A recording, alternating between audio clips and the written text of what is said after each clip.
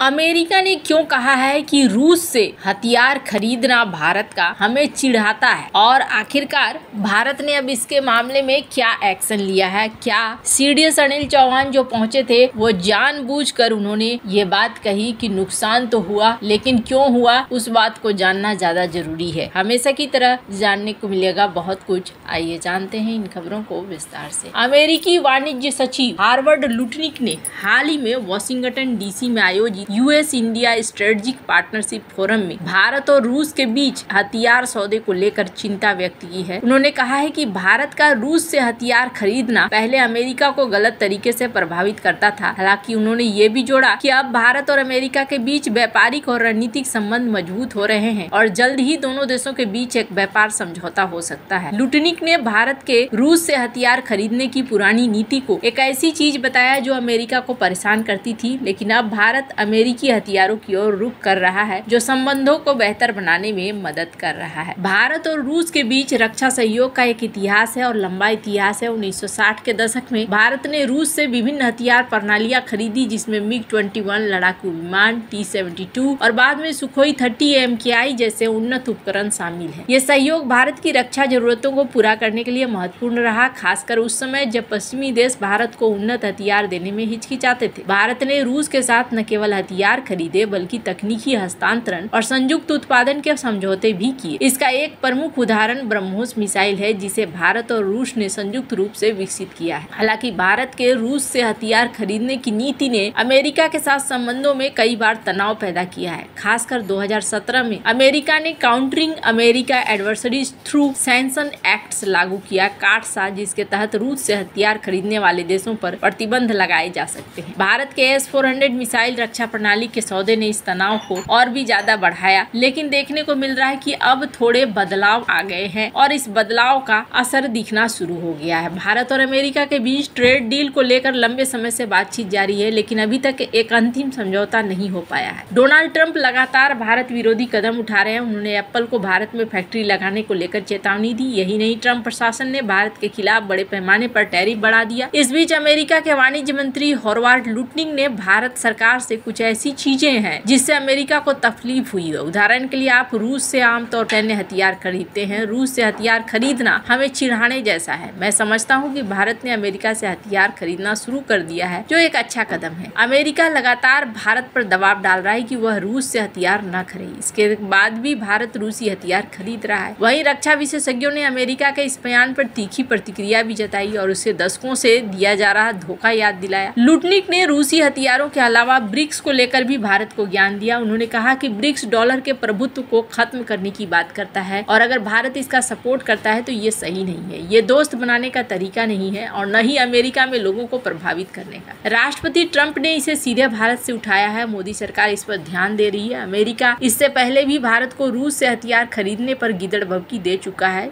Ukraine युद्ध शुरू होने के बाद अमेरिका ने रूस पर कई तरीके के प्रतिबंध लगाए। इसके बाद भी भारत ने रूस से जमकर तेल खरीदा। भारत के इस रुख से अमेरिका बौखलाया हुआ है। इसी बीच रक्षा विशेषज्ञों ने अमेरिका के बजाय सोवियत संघ और रूस से हथियार खरीदने की वजह बताई। ट्रंप प्रशासन को इतिहास की याद दिलाई। उन्होंने कहा कि भारत रूस से आमतौर पर इसलिए हथियार खरीदता है क्योंकि रूस भारत को अत्याधुनिक और बेहद जरूरी हथियार जैसे सबमरीन, मिसाइल, बोट 1960 से दे रहा है। वहीं पश्चिमी देश तब इसे देने के इच्छुक नहीं थे, वह भी तब जब हिंद महासागर दुनिया के जहाजों के लिए बेहद अहम समुद्री मार्ग है। यही नहीं, साल 1987 में सोवियत संघ ने भारत को परमाणु ऊर्जा से चलने वाली मिसाइलों से लैस सबमरीन K-43 दिया था। विशेषज्ञों का कहना है कि रूस ने भारत को जवाबी परमाणु हमला करने की ताकत को मजबूत करने के लिए बड़ी मदद की है। रूस ने भारत को ब्रह्मोस मिसाइल दी, जिसे अब बड़े पैमाने पर तीनों ही सेनाओं में शामिल किया जा चुका है। ऑपरेशन सिंदूर के दौरान ब्रह्मोस मिसाइल ने पाकिस्तान के कई एयरबेस में जमकर तबाही मचाई। यही नहीं, रूस ने भारत को उन क्षेत्रों में तकनीकी देने का ऑफर दिया जिसे कोई भी देश देने को तैयार नहीं था। आज भी भारत और रूस के बीच ऐसा संबंध है जिसकी कोई सीमा नहीं है। उन्होंने कहा कि रूसी हथियारों के साथ कोई शर्त नहीं होती है। भारत अपने हिसाब से इसका इस्तेमाल करने के लिए स्वतंत्र है, लेकिन अमेरिका के साथ ऐसा नहीं है। अमेरिका अपने हथियारों पर कई तरह के शर्त लगाता है। रक्षा विशेषज्ञों ने कहा कि लुटनिक को ज्ञान देने से पहले इतिहास को पढ़ लेना चाहिए। भारत ने रूस से S-400 डिफेंस सिस्टम खरीदा, जिसने ऑपरेशन सिंदूर के दौरान देश की पाकिस्तानी मिसाइलों से रक्षा करने में भूमिका निभाई। अमेरिका इसे भी रोकने की कोशिश कर रहा रहा था और भारत को धमका रहा था। S-400 एयर डिफेंस सिस्टम को दुनिया में सबसे शक्तिशाली माना जाता है। भारत ने इसे चीन सीमा पर सुरक्षा के लिए तैनात कर रखा है। भारत को रूस ने चीन से ज्यादा शक्तिशाली S-400 सिस्टम दिया है। वहीं बात करें अमेरिका की तो उसने भारत के दुश्मन पाकिस्तान को